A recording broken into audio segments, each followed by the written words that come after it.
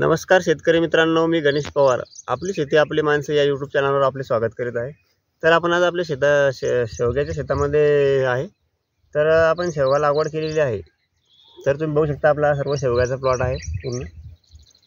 तर आपण 12 बाय 6 वर याचं अंतर ठेवलेलं आहे. तर आपल्याला तुमची जर जमीन जास्त हलकी असेल तर तुम्ही 10 बाय 5 वर सुद्धा लागवड करू शकता. आपण 12 बाय 6 वर याची लागवड केलेली आहे.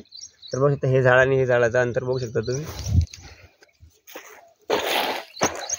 6 फुटावर आपण अशी झाडं ठेवलेली आहे.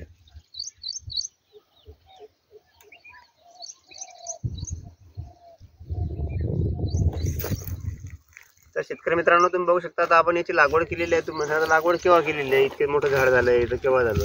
तर हे आपण 1 फेब्रुवारीला याची आपण लागवड केलेली आहे. तर आता या झाडाला जवळपास 50 दिवस झालेले आहे. बघू शकता तुम्ही, ते पण झाड आहे. 50 दिवस पूर्ण झालेले आहे आपल्याला या झाडाला. तर आपण याला खत वगैरे असं काही दिलेलं नाही, पहिले काहीच केलेलं नाही, फक्त ड्रीप टाकलेली.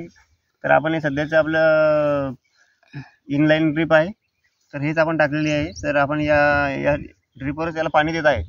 तर सध्या याला पाण्याची जास्त गरज नसते, त्यामुळे एक नळीनं सुद्धा तुमचं काम चालू शकतं. नंतर जास्त जेव्हा पाण्याची गरज असेल तेव्हा आपण डबल ड्रीप याला वापरू शकतो. सध्याची एका ड्रीपची आपल्याला आवश्यकता आहे.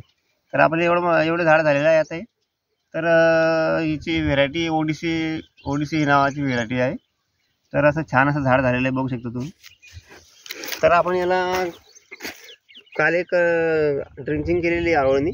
तर ती कोणती केलेली आहे त्याच्याबद्दल मी तुम्हाला माहिती सांगतो थोडक्यात. तर आपण काय केलेलं आहे, पाटील बायोटेक कंपनीचं NPK कॉन्सो आहे. यामध्ये NPK, नत्रस, पुरत, पालाश या तिन्हीचे जीवाणू असतात. ते सर्व जीवाणू याच्यामध्ये येतात.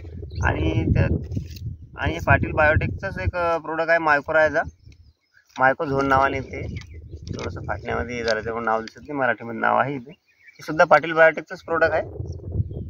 तर याच्यात मायक्रोरायझाचं प्रमाण असतं. तर हे दोन्हीचं आपण 2 किलो गूळ घेतला होता आणि 200 लिटर ड्रममध्ये याला आपण एक रात्रभर 1 लिटर हे NPK कॉन्सो आणि हे 100 ग्रॅम मायक्रोरायझा असं दोन्ही आपण याला मिक्स करून 24 तासासाठी ड्रममध्ये ठेवलं होतं. आणि त्यानंतर आपण याची ड्रीपद्वारे आळवणी केलेली आहे. तुम्ही ड्रीपने करू शकता किंवा चार्जिंगच्या पंपाचं नोझल काढून त्याने सुद्धा झाडाजवळ जास्तीत जास्त पाणी गेलं पाहिजे. झाडाजवळ कमीत कमी 100-150 ml पाणी झाडाला द्यायचं याचं मिक्स केलेलं.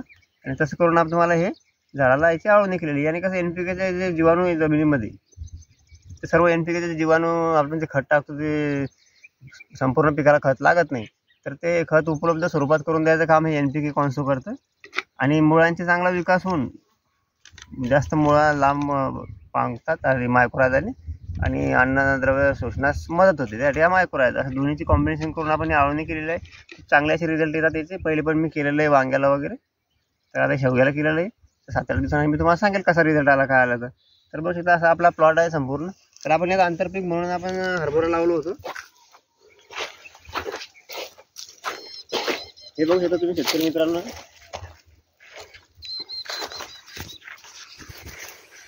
हे बघू शकता तुम्ही, आता हे 10 तास लावलेले आहे आपण.